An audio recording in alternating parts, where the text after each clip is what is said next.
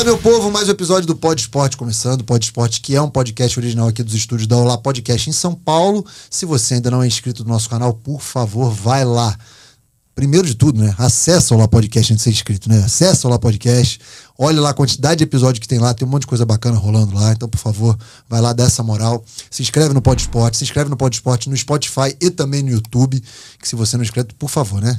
Deu. Porque tá na hora de você deixar like, se inscrever, lembrete, tudo que você tem que fazer, mandar pra família, pra periquito, papagaio, pra todo mundo saber que tem episódio do Pod Esporte novo no ar. Hoje vamos falar sobre um esporte que já é de casa aqui no Pod Esporte, já é... Bigode fica louco, porque ele ama, ex-atleta com esse shape, com esse chassi de grilo dele, diz que jogou, mas enfim. Seja muito bem-vindo ao Pod Esporte, Marina Fioravante do rugby, obrigado. Obrigada, Diogo. Tamo aí, vamos falar um pouquinho de rugby. Não, mas antes da gente falar de rugby, pode parar tudo, tá? Porque ela chegou aqui, ela olhou pra mim, Diogo, tudo bem? Eu falei, tudo bem, né? Obviamente, devia saber quem eu era, porque tava vindo aqui. Eu te conheço do handball. Eu falei, do handball? Conta essa história. Você jogou handball aonde? Com quem? Conta aí. Então, no rugby é muito normal que, na verdade, a gente tenha migrado de outros esportes. A gente tem muita gente que veio do atletismo, temos algumas do handball e eu sou um desses casos, né? Eu joguei 10 anos quase na Metodista, então eu era, desde que eu era uma criança até a adolescência, assim, eu joguei na Metô, e você já tava no adulto, então era uma das pessoas que eu assistia jogar, então quando eu olhei, Diogo, tipo, obviamente que você não sabia quem eu era, porque eu era uma criança, mas... Cara, eu fiz ela abrir o Facebook pra pegar a imagem antiga, porque eu não lembrava, e aí lembrei, quando ela mostrou a imagem eu lembrei. Cara, que maluquice, cara. E eu já era adulto, eu já era velho, quando eu era mirim lá. Mas, pô, que legal, que legal. Sim. E da onde surgiu aí, depois de migrar do handball? Por que parou primeiro o handball? Vamos começar no começo. E pra ir pro rugby, o que rolou? Então, eu tive a oportunidade de estudar fora, né? Que é o Ciências Sem Fronteiras, e aí eu tinha que tomar uma decisão de se eu ia continuar jogando handball. Eu tinha acabado de chegar no adulto, então eu percorri todo o meu sonho lá de criança, cadete, juvenil, júnior, cheguei no adulto, aí me veio essa oportunidade de estudar fora, e eu falei, é muito única, eu preciso ir. Então eu cheguei no Edu, que era o técnico na época, eu falei, Edu, no meio do ano eu tô indo pra Inglaterra, vou estudar, fazer faculdade lá 1 ano, e imagino que você não vai poder contar comigo nessa temporada, né? Vou ficar metade da temporada. Sim. Aí ele falou, não, metade da temporada não dá. E aí eu parei exatamente nesse ano. 14. Isso. E aí foi quando eu comecei a me aventurar um pouco mais nos esportes universitários, porque assim, jogando pela Metô e estudando, eu tava na universidade, não conseguia fazer mais nada da vida, assim, né? Não conseguia nem respirar direito. Você fazia faculdade de quê aqui antes? Eu fiz engenharia ambiental e urbana. Nossa senhora, diferente. Na Federal do ABC.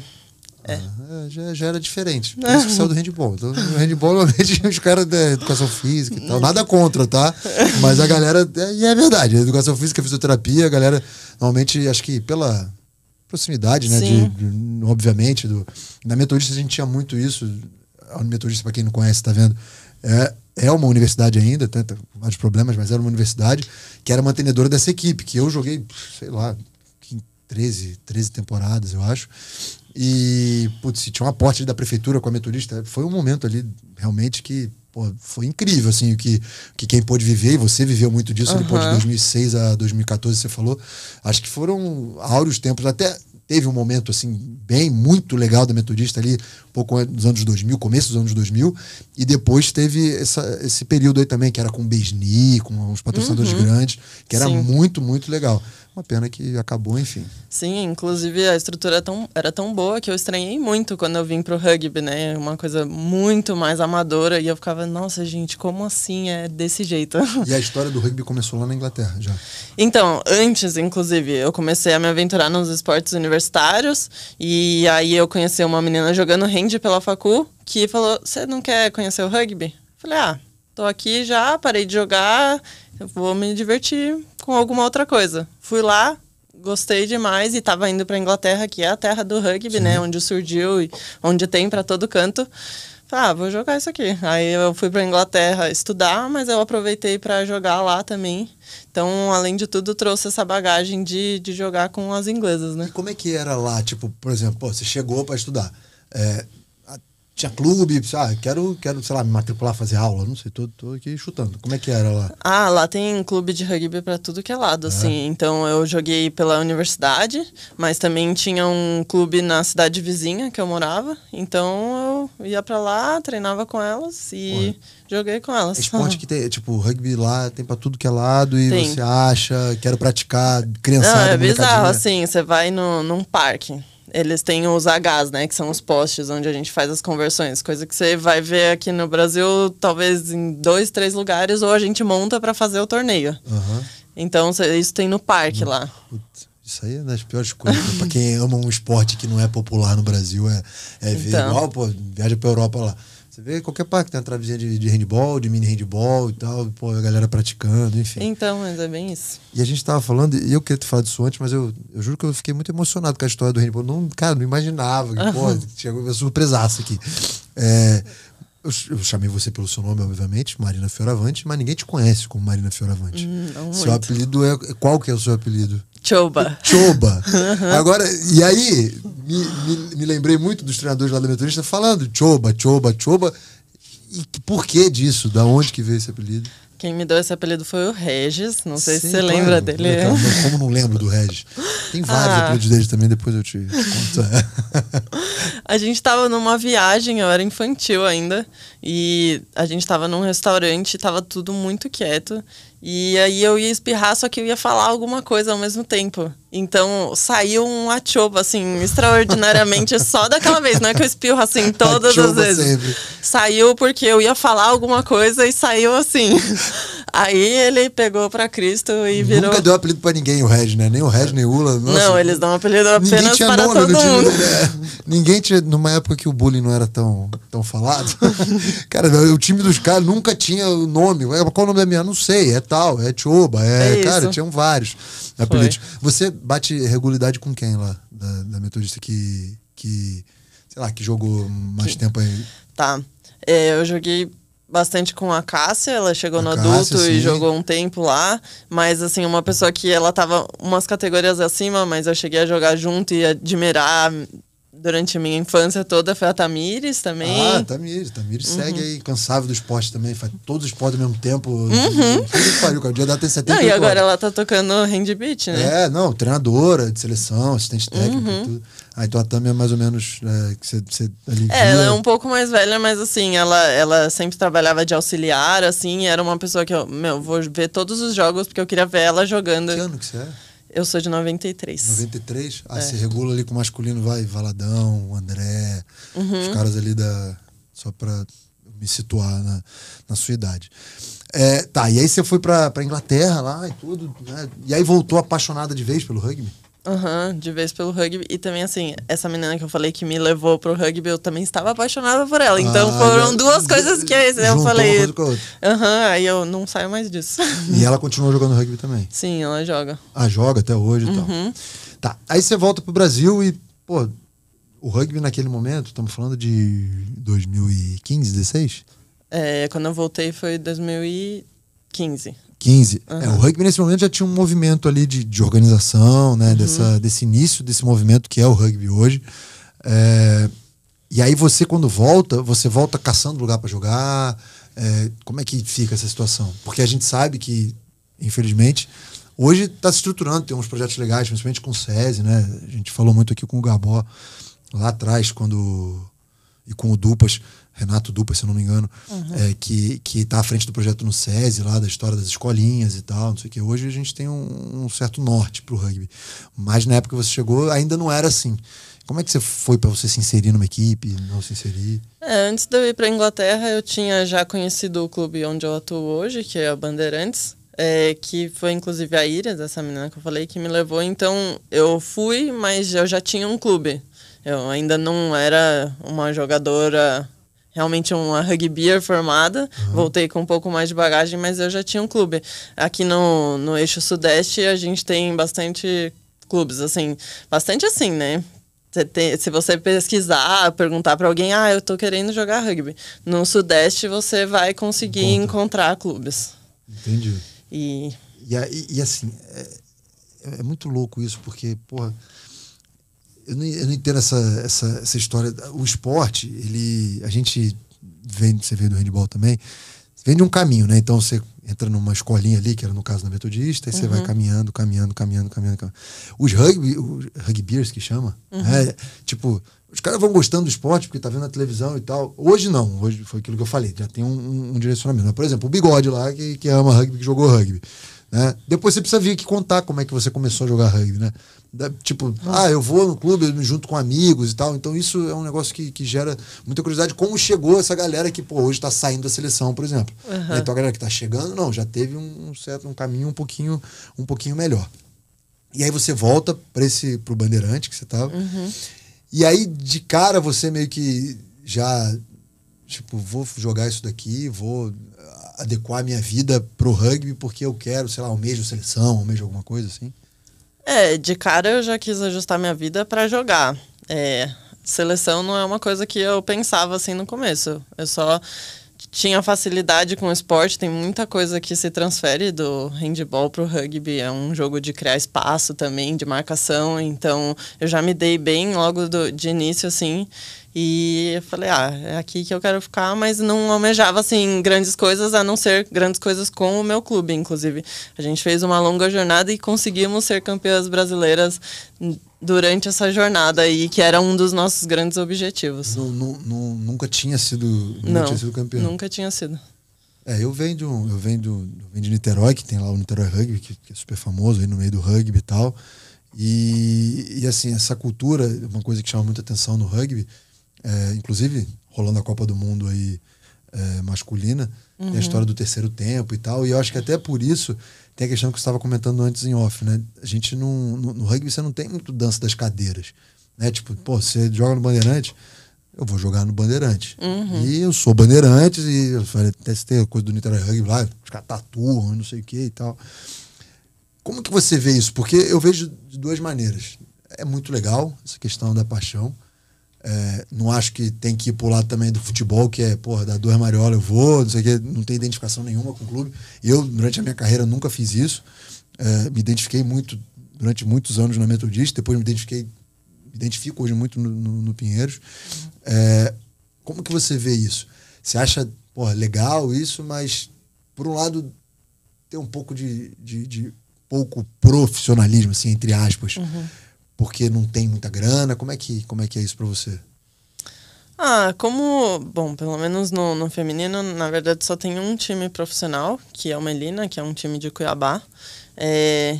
O resto é tudo amador, então eu vejo isso de uma forma positiva, porque você se identificar, você ser apaixonado pelo clube é uma das coisas que mantém você no rugby. O rugby não tem muita estrutura, então precisa de coisas nas quais você vai se agarrar.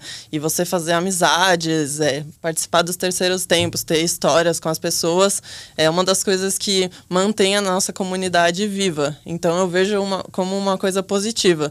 E no caso de ser chamada para um outro clube, no caso do feminino, só teria o Melina. E, inclusive, já levou meninas de outros clubes para lá por meio de contratação. Não acho que é mal visto, sinceramente, essa troca, porque a pessoa foi contratada. Todo mundo entende, eu quero viver de esporte, claro. E lá é o único lugar que está me oferecendo isso. Vai lá, né? Certeza que tem tem um...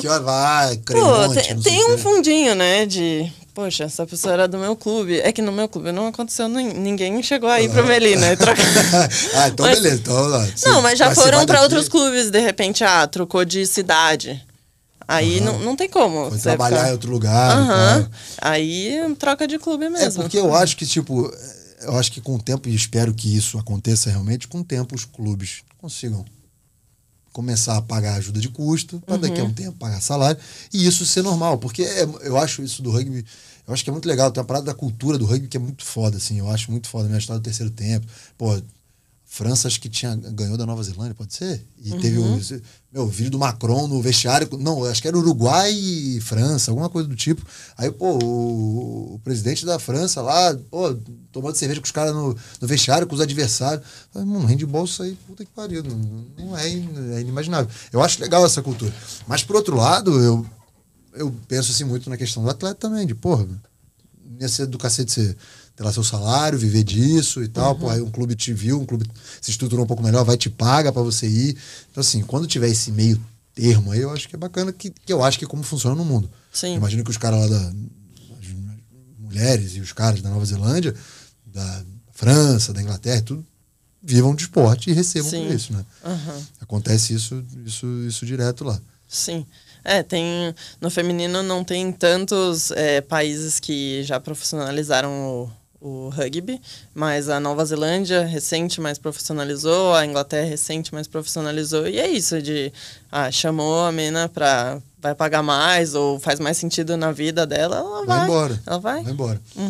Mas assim, não é um pula-pula. Sim. Em geral, as pessoas ficam bastante dentro várias temporadas dentro do clube. Não é tipo, cada temporada tá em um. Não é muito comum. Entendi. Faz sentido, porque aí você não perde muito da cultura da história do rugby, de você criar identidade com a equipe e tal. Cara, e assim, eu nem acho que em um ano seja suficiente para você entender como é o lugar, como é a equipe, como funciona. Né? Cada lugar é um lugar, cada jeito é um jeito. Enfim, acho que você precisa de mais tempo para entender. E aí, Choba, você... Como é que foi a sua primeira convocação? Que ano que foi? Aí primeiro o Brasil participa dos Jogos Olímpicos do Rio, né? Pô, foi um negócio muito legal, muito bacana. Tanto masculino e feminino tinha vaga por ser sede e tal, mas participa dos Jogos do Rio. E nesse momento, você nem pensava, nem nada de seleção, bem distante de você. E quando que vira essa chave? Então, em 2017, eu fui chamada pela primeira vez para passar 2 meses na seleção, meio que como período de teste. E eu ainda estava na faculdade, eu estava terminando a minha faculdade e estagiando na minha área. E aí eu fui chamada e falei, nossa, vou dar uma encaixada aqui na minha vida. Então era uma loucura, assim, eu ficava o dia inteiro na ativa. Mas chegou no fim desse período, assim, o treinador falou, olha, não posso te oferecer grandes coisas agora, se você quiser ficar, você pode, para se desenvolver e chegar num nível maior, mas eu não posso te oferecer muita coisa. Aí eu falei, bom, tô aqui, eu tava entregando o meu trabalho de graduação e tava naquele período entre sair de estágio para ser efetivada. Falei, não, valeu, eu vou continuar com o meu clube e vou seguir na minha área. Então, eu tive em 2017 a minha primeira experiência, não cheguei a ter nenhuma convocação para torneio.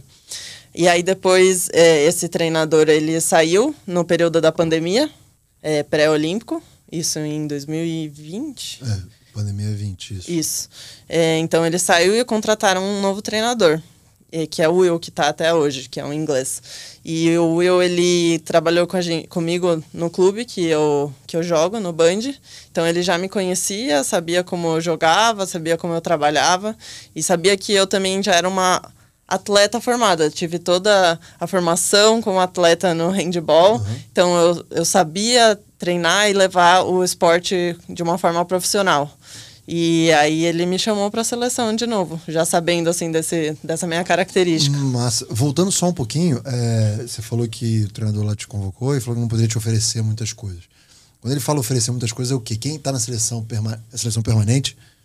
Era em termos de salário, assim. Salário, tipo, você pode ficar aí, mas eu não tenho grana. Se você quiser continuar treinando com a gente, a porta tá aberta, mas eu não consigo direcionar um recurso para você. Não hoje, não com o tanto que você me entrega hoje. Nessa época, quantas atletas estavam à disposição da seleção? Era a seleção de Seven ou de... de Seven. Umas 20 e poucos. E essas 20, no caso, recebiam? Aí depende, né, o quão... Aí tem faixa salarial. Entendi. É legal. Isso é importante. Tipo, é um gol, né? Tipo, pô, tô na seleção porque também vou ter uma grana, vou ter... E aí, como é que funciona o treinamento? Funcionava nessa época aí? 2 períodos, full time, como é que é? Você ficava lá, treinava no NAR? Até hoje mas naquela época já era. Todas as manhãs e tinha algumas tardes, mas aí... No meu caso, eu não participava dos treinos da tarde, porque aí já era o horário do meu estágio. Seu estágio, entendi. E até hoje é assim, a gente tem treino todas as manhãs e algumas tardes, a maioria das tardes. No caso. Infelizmente, quase nenhuma eu tenho folga. Exatamente. Você aí, 2020, esse cara, o Will entra, né? E aí te dá a chance e tal. E aí, como é que é a sua sequência? Você tá desde então na seleção? Ou vai e volta? Então, no começo eu trabalhava, né? Eu tinha sido efetivada nessa empresa que eu falei que eu estava estagiando. E eu trabalhava na área de engenharia, que é uma coisa já bem consolidada em termos de desenvolvimento de carreira. Então eu estava bem, então foi uma decisão difícil, assim, de tipo, eu vou sair disso para viver de esporte. Certo, por duvidoso. Então, o que eu fiz no começo... Você falar isso pra mim hoje aos 40 anos, puta que pariu, quase deu uma cambalhota aqui. Mas enfim, sonhos, Não, mas sonhos. Tá sonhos, certo, tá exatamente. Certo. Mas eu pensei, eu tô já batendo nos 20 e tantos anos alto, assim, ou é agora ou é agora. Eu vivo meu sonho. Aí eu peguei férias lá do meu trabalho, eu falei, pelo menos um mês eu vou passar lá. Peguei um mês de férias, passei, eu tava indo bem, tava conseguindo entrar no ritmo da seleção. E aí, até o meio do ano de 2020, eu ainda levei o esporte e o trabalho, tudo junto. Porque também tava ainda em época de pandemia, então a gente trabalhava tudo de home office. Então eu corria do treino para casa e ficava trabalhando até de noite, assim. Levando assim, exausta, mas fui levando. Aí quando saiu a convocação para as Olimpíadas e eu tava dentro, aí eu falei, vou... É isso, né? Uhum. É isso. É isso. Aí foi quando eu tomei a decisão final de... eu vou parar de trabalhar na consultoria que eu trabalhava e vou viver de esporte até esse corpinho aguentar. Tá aguentando? Tá aguentando. Tá, vamos voltar lá. Você, quando jogava handball e tudo, eu imagino, no handball isso é meio praxe, né? Você almejava a seleção, você pensava em Jogos Olímpicos, pensava nisso ou não? Você era muito nova, não entendia ainda, você só queria chegar no time adulto, da Metodista, que naquela época era realmente um grande feito. Como é que era? Você nem lembra? Então, quando eu era... Não lembro se era infantil ou cadete, chegou a rolar uma convocação que eu fui de treinamento. Eu nem lembro, chamava fases, né? Fase de treinamento. Fase de treinamento. É que no rugby a gente chama de camps. Aí eu confundo. Então eu fui para uma fase e aí foi quando me despertou uma coisa. Nossa, que legal, né? Seria jogar pelo Brasil. Mas naquela época não estava rolando muito investimento na base, no handball. Então, na base eu não tinha nem muita chance também. Você pode me corrigir se eu estiver errado, né? Mas o handball era muito a panela também. Era não. Acontece. E eu não tinha muito... Eu não fazia muito parte dessas panelas, então eu fiquei sonhando com o adulto mesmo. Não sonhava tanto com coisa de seleção. Eu queria chegar no adulto, queria jogar no adulto e viver de esporte. Entendi. Esse era o sonho. Desculpa, eu perguntei porque pra mim a Olimpíada sempre foi um sonho. Sempre. Desde, eu descobri isso há pouco tempo atrás, mas quando eu vi a seleção brasileira de vôlei masculina ganhar os Jogos Olímpicos 92, aquilo ali me fascinou de um tanto, eu quero estar ali um dia, né? E conquistei isso depois de 300 anos. Então sempre foi um negócio que eu busquei. E, você começou num esporte que é olímpico, aí você vai para um outro esporte que se torna olímpico, e 2 Olimpíadas depois você tá dentro dos Jogos Olímpicos. Então, assim, como é que foi Tóquio? Nossa, foi... Eu diria que esquisito. Esquisito pra cacete, né? Eu ia falar isso aí, mas cada um com seu sonho, você viveu lá e tudo, mas foi muito esquisito. Então, foi esquisito pra mim em vários sentidos. Primeiro, o lance da pandemia, né? E, por exemplo, a gente tava num estádio, assim, maravilhoso e não tinha uma alma, assim. Não, tinha só um fotógrafo ali, uma câmera aqui e os 2 times jogando. Assim, uma coisa estranhíssima, né? E segundo também, esquisito no sentido de que o Brasil, a gente chega no nível de Olimpíadas e de circuito mundial, mas a gente chega sendo a porção de baixo dos 12 times que estão jogando.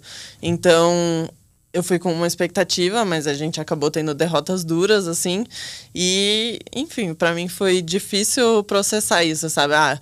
Todo mundo fala, mas você foi para as Olimpíadas. Mas eu queria mais. Só que, enfim, é uma coisa muito louca de se processar como atleta, sabe? Sim. Mas faz parte do que é o rugby no Brasil em comparação com o que é em outros países. Nova Zelândia, Austrália, França, que tem um histórico muito maior. Então, foi uma coisa que eu precisei processar, assim, porque foi doído. Mas isso é uma coisa que você sai na frente de muitos atletas, né? Muitos atletas... e até eu, tá? Não tô me isentando disso, não. Quando saiu a convocação para as Olimpíadas, tipo, foi a minha medalha. E aí hoje eu olho para trás e falo, caralho, que idiota. Porra, eu tô lá, eu sei que, França, no seu caso, Nova Zelândia, Austrália, Inglaterra. Eu tô aqui, cara, eu tô igual os caras, né? Porra, a gente sabe, não vamos ser aqui hipócritas, não, vou ganhar da Nova Zelândia, vou atropelar, não.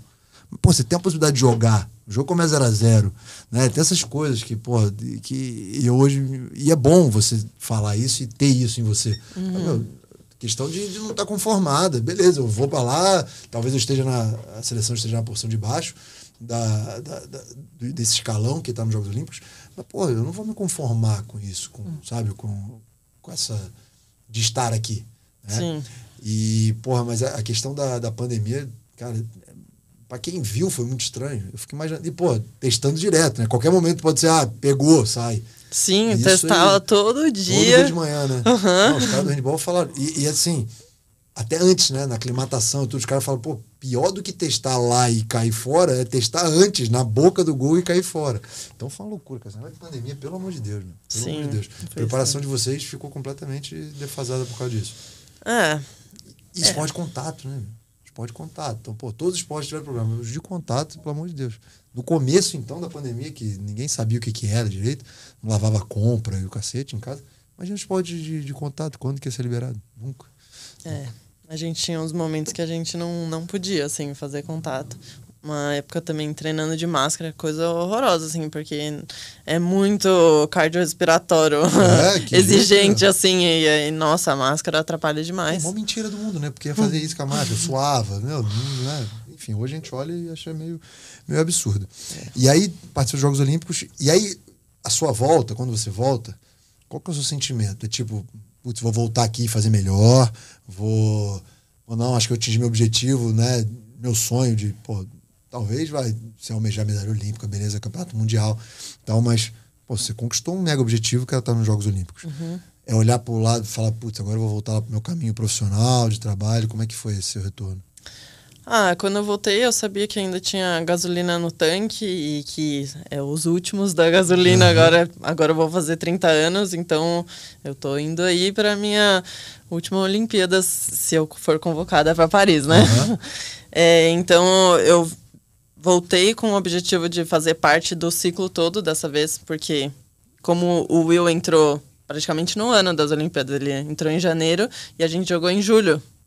E ele me chamou nessa época, então muita gente fez parte do ciclo todo e eu entrei só no final e fui para as Olimpíadas. Então eu tinha também um pezinho atrás comigo mesma com relação a isso. Então dessa vez eu quis fazer parte do ciclo como um todo e, fazendo parte, tentar almejar, atingir coisas mais próximas do meu potencial e de ajudar o potencial do time. Mas a questão de resultados, que é o que a gente estava falando, eu acho que é um equilíbrio entre saber onde a gente está, mas saber onde a gente pode chegar também, mas sem viajar muito, porque senão é frustração atrás de frustração, né? Tem que fazer o dever de casa, tipo, eu acho que tudo é traçar um plano, né? Então, pô, saiu lá a chave dos Jogos Olímpicos. Antes a gente vai falar também de Jogos Pan-Americanos, que, aliás, parabéns pela sua convocação recente. Valeu. E tal. Mas eu acho que tudo é traçar um plano, né? Pô, tem jogo, sei lá, qual que é a equipe mais forte do mundo? Nova Zelândia? Nova Zelândia. Pô, vai jogar o primeiro jogo de estreia contra a Nova Zelândia. Não, vamos matar, vamos... Não. Qual que é o próximo jogo? Putz, esse jogo aqui é um jogo possível. Sim. Então, beleza, vamos jogar com a Nova Zelândia. Ninguém vai entrar pra perder, não é isso.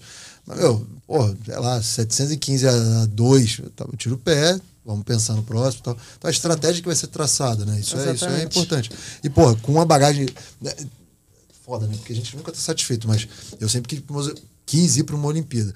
Fui. E a minha maior frustração, não é a maior frustração, mas uma das frustrações é não poder ter vivido uma outra. Tipo, sabendo como é que é o rolê, entendeu? Cara, você foi para os Jogos Olímpicos, obviamente, mas foi para os Jogos Olímpicos completamente atípicos, sem assédio, sem... Né? Cara, você vai ver, tudo vai dar certo, você vai para Paris, você vai ver que o bagulho é louco, assim, sabe? O negócio é... E, porra, a Olimpíada que eu vi foi no Rio, né? Então, porra, cara, família, tudo, assim, um negócio, sabe? Que aí você olha, passou, acabou, meu Deus, o que eu fiz e tal.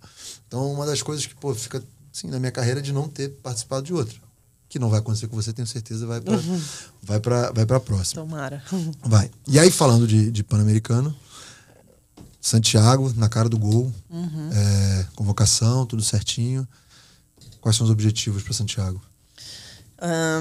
O mínimo pra gente é medalhar. E de objetivo, assim, a gente foi bem sucesso, é a gente chegar na final, ouvir nosso hino tocar e provavelmente vai estar jogando ou contra o Canadá ou contra os Estados Unidos nessa final. E aí é mais um jogo, 14 minutos ali pra tentar tirar delas. Os adversários são os Estados Unidos e Canadá, os principais. Os a bater são esses. O restante são os times sul-americanos que, em geral, a gente domina. Pô, a Argentina, vocês vão bem contra a Argentina, porque a Argentina tem um histórico enorme no masculino, né? Exatamente, isso que eu ia dizer. A Argentina tem esse histórico no masculino, mas assim, desculpe dizer, mas é um país bem machista e que não teve investimento no feminino e dá pra notar isso no rugby também. Elas até herdaram coisas, né, de estrutura do masculino, isso que eu ia falar. O que é ótimo. E agora tá tendo um investimento melhor, então elas estão com um time estruturado, mas o Brasil, principalmente quando falaram, vai ter rugby nas Olimpíadas, vai ser no Rio, então a gente tá dentro. Aí começou um investimento maior, então o Brasil meio que largou na frente em termos de investimento no feminino. Entendi. Na Argentina, você falou da estrutura. Eu fui muito pra Argentina já e tudo, de competições e tal. E, cara, vários parques lá, os caras jogando rugby o tempo inteiro. Tem lá o que você falou, né? Talvez pela, sei lá, alguma questão com a Inglaterra, cultural também. Mas Sim. Tem muita coisa lá, tipo, muita gente, tipo, domingo, uma galera jogando rugby no parque, entendeu? Então é cultural, mas realmente só homem. Você falou um negócio que por ser talvez um país, né? Não sei, não conheço, você falou, mas talvez seja por isso o investimento no feminino é muito aquém, muito abaixo. Sim. Então as equipes a serem batidas nos Jogos Pan-Americanos, Canadá e Estados Unidos. Qual foi a colocação em Lima? Você foi para Lima? Lima foi o último? Não, eu não fui. Elas ficaram em quartos. A gente perdeu da Colômbia, que é um time que a gente costuma dominar. Foi uma derrota, assim, bem doída, assim, pro Brasil. Como é que funciona? São duas chaves? Duas chaves de 4? São 8 equipes? Como é que funciona, sabe? Eu imagino que sejam 2 chaves de 4. 2 chaves de 4, aí joga dentro, classifica 2, cruzamento olímpico. Semifinal e final. Aí perdeu pra Colômbia, velho. Perdemos no terceiro e quarto. Lima, então, pro rugby feminino e pro handball masculino, tá de parabéns, porque o handball masculino perdeu a semi pro Chile. Nossa. E é difícil, né? Porque o rugby já não tem muito investimento e um dos lugares de onde vem aporte e apoio é do COB. E o Pan-Americano é uma missão do COB. Então foi muito ruim não medalhar pra gente. Eles têm lá no COB Jogos Pan-Americanos e Olímpicos, que eu acho que mudou o nome agora, mas é o plano medalha, né? Os caras fazem lá uma prospecção. Aí chega lá na CBRU, falou, rugby feminino do Sevens, vocês vão ficar em que lugar? Putz, a gente prospecta vai ficar em primeiro. Então o cara vai lá, primeiro, tá? Porra, aí fica em quarto, nem medalha, aí vai lá, deve ter as conversas, né, lá de... Sim. E aí, meu amigo, e aí, não era primeiro, ficou em quarto? Sim. Acontece, qual é que é a verba e tal, não sei o quê.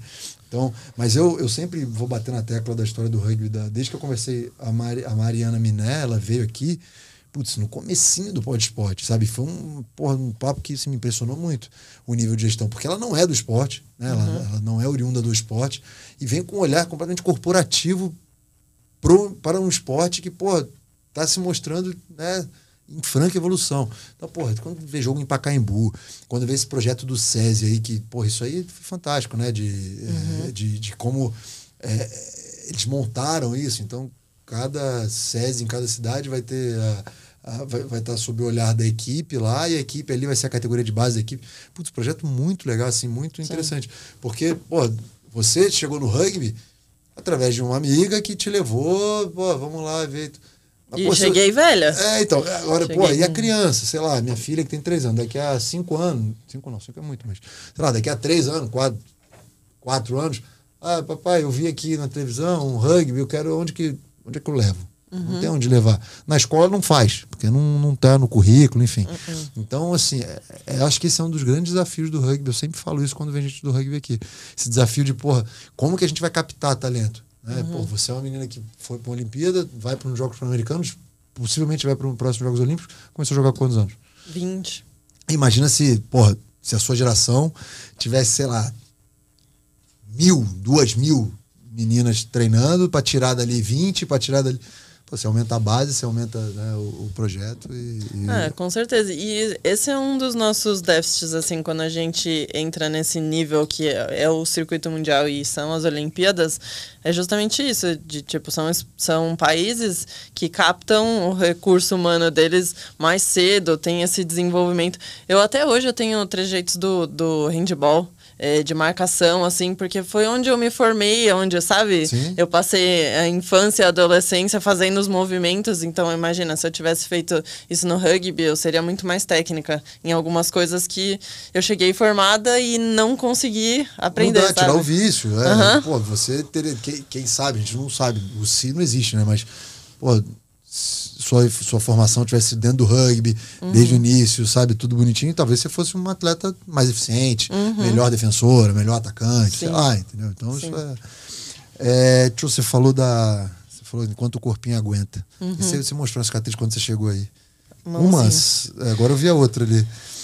Quantas lesões nesse esporte super delicado? As piores foram LCA. Você fez? Mas, tenho, só que a primeira foi no hand.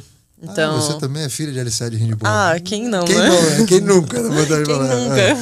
Então, eu tive o meu primeiro LCA, joelho, né, no hand, depois o segundo no rugby. Então, os dois já são amarrados. Quem te tratou no handball? Gustavo? Marina. A Marina? O Gustavo tava ali junto, de vez em quando. De vez em quando dava o espetáculo dele. Mas, em geral, foi a Marina. Boa. E aí, você é outro cruzado no rugby? O outro no rugby. E... tive LAC já no ombro, né? E essa mãozinha aqui eu quebrei 2 ossos, então tenho 2 placas. Essas coisas. Já quebrei o nariz umas 5 vezes. É muito legal o galera do rugby falando, tive uma LAC aqui e tal. Quem não sabe, LAC é uma lesão acromioclavicular. Tipo, a clavícula sai. É super tranquilo. De boa. Nariz, então, várias vezes. Nariz eu quebrei 5. Então, cirurgias são 2, 3? 2 do joelho, mas essa do nariz eu só tive que operar uma vez, porque ele desviou. As outras ele quebrou e ficou meio no lugar. Então tá bom. Mas nem parece que seu nariz você quebrou. Obrigada, hein? Não, passa beça, não tem nada, não passa. Não dá. Pô, assim, 5 vezes, meu, não é uma, 5. Tem gente que quebra uma e fica com uma lapa desse tamanho. O seu tá ok, não Obrigada. tem nada. Passa super despercebido. Então são 4 cirurgias. Perde pra mim, então tá tranquilo. Você tem quantas? Eu tenho, porra. Vamos lá. 2, 3, 4, 5, 6, 7. Nossa. 7 ortopédicos, né? Aí tem hernia inguinal ainda, que é o meu hernia inguinal. Nossa. É isso. Acho que é isso, cirurgia. Você tem uma noção? O esporte de alto rendimento é uma loucura, né? Tem noção? Eu chego pra fazer ressonância hoje, eu faço sempre no mesmo lugar há muito tempo, no Sírio.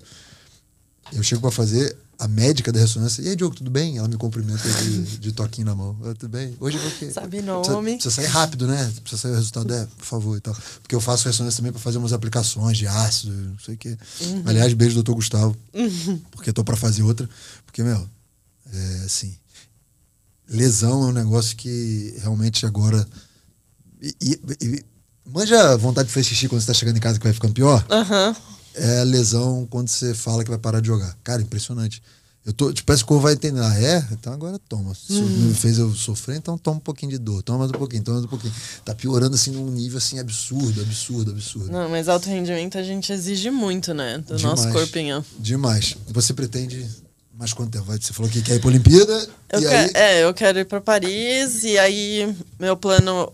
ou é parar depois de Paris, ou ficar mais uma temporada. Não o ciclo, mas uma temporada para ajudar nas questões de transição do time, assim. Eu penso em não abandonar, assim, de tipo, beijo, fui para Paris, vou embora. Obrigado.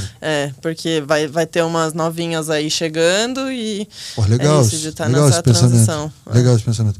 Desculpa te perguntar, mas eu tava vendo o seu símbolo, não é das Iaras, né? O da camiseta. Esse aqui? Não é. Mas a gente carrega hoje nos nossos uniformes de treino e jogo uma Iara. Antes a gente tinha o Tupi, e aí teve toda aí uma... o manifesto. A Baby veio aqui, contou no manifesto. Exatamente. Escreveu, não sei o que e tal. Sim, foi muito legal. E teve toda essa movimentação pra gente ter uma identificação feminina, e aí a gente carrega é do cacete, é bonito. Eu já vi a camiseta, já veio Oh, meu Deus, a Leila veio aqui, mostrou, a camiseta estavam lá com a das Iaras, é bonito demais, cara, o uniforme. Sim. Eu não lembro se eu pedi pra ela, mas depois eu peço pra você, então, pra me dar uma quando voltar. Tá bom. Tchô, Obrigado demais. Acho que, porra, foi realmente uma surpresa. Meu, nunca imaginei. Quando a Sami, a nossa produtora, mandou lá pra mim, ó, vai a Marina do Rugby, eu falei, putz, legal. Aí seu sobrenome ainda é o nome de um ginásio que a gente joga em Guarulhos, Fioravante. Falei, putz, coincidência, é bom pra gravar nome, porque eu não lembro o nome de ninguém. E aí eu falei, putz, legal. Cara, chegou aqui, você falou, joguei handball. Eu falei, cara, aí começou, meu, putz, muita coincidência, muito legal. Mas enfim, muito sucesso, tá? Um PAN maravilhoso. Tô muito irritado porque eu tô vendo pouca notícia de jogos pan-americanos. Vamos ver se a gente fala mais. Não, você não vê. Antigamente você via o tempo inteiro. Você vê, eu vi uma postagem aí da Cazé TV, eu acho, do time Brasil, assim, mas sabe, pouquíssima coisa. A Cazé TV vai cobrir, vai né? Cobrir, junto com o COB. Essa é a esperança de dar uma rejuvenescida no público e, porra, que tem uma galera vendo, assim. Sim. Mas é muito legal iniciativas como essa, o Pod Esporte, Cazé TV, enfim, que saiam um pouco da grande mídia que só cobre futebol e não sei o quê. A gente não precisa mais depender deles, né? Não. Ficar esperando de 4 em 4 anos aparecer no lugar grande. Então a gente tenta dar nossos pulos aqui. Pô, não dá nem pra Cazé TV e Pod Esporte. Parece que foi. É Cazé TV, isso Pod Esporte. A gente um dia, quem sabe, vai estar lá. Mas assim, um negócio enorme. E eu acho isso muito legal, porque você começa a trazer essa galera que tá na internet o tempo inteiro e tal, pra ver esporte. Você vê um cara que nem o Cazé, que pô, veio oriundo do futebol e tal, mas pô, o cara que faz conteúdo pra cacete pra internet de um monte de coisa. Fala da Luísa Sonsa e pô, vai falar de handball, de rugby. Sim. Então assim, isso é muito legal. Eu acho que esses movimentos são bem interessantes. Feliz que você gosta. Feliz com a oportunidade de ter trazido você aqui. Falar um pouco de rugby, falar de handball. Sim. Porra, muito bacana mesmo. Então assim, sucesso, né, em Santiago. Torcida monstra pra vocês. Que o título venha. Que Paris seja uma experiência maravilhosa e, pô, e por que não sonhar com uma medalha olímpica e voltar aqui, né? Vai ficar marrento depois, sumir e tal, deixar de ser a chuva do handball e vir aqui, pô, trazer medalha olímpica, trazer tudo. Boa. Beleza? Obrigado, espero que você tenha curtido. Aí. Imagina, vou deixar tudo que é rede social sua aqui, né? Pra galera te acompanhar, enfim. E, pô, muita sorte pra você. Espero que você tenha curtido muito. Obrigada, Diogo. Eu que agradeço a oportunidade aí de falar um pouquinho de mim e principalmente do rugby, que eu espero que seja cada vez mais assistido aí por brasileiros, jogado, que a nossa comunidade aumente. Amém. Vai crescer sim. Muito. Certo? E pra você que curtiu esse papo, espero que vocês tenham curtido esse papo sobre rugby com a nossa querida Choba. Não esquece de se inscrever nos nossos canais, tá bom? Vou deixar aqui também na descrição rede social dela, rede social da Confederação Brasileira de Rugby, para que vocês sigam, acompanhem esse esporte, que é um esporte que vem crescendo muito no país, se estruturando, é um exemplo para várias outras confederações. Sempre cito aqui o rugby como um case de sucesso, já de sucesso, dentro das modalidades olímpicas, tá bom? Espero que vocês tenham curtido muito esse papo. Um abraço, até a próxima. Fui!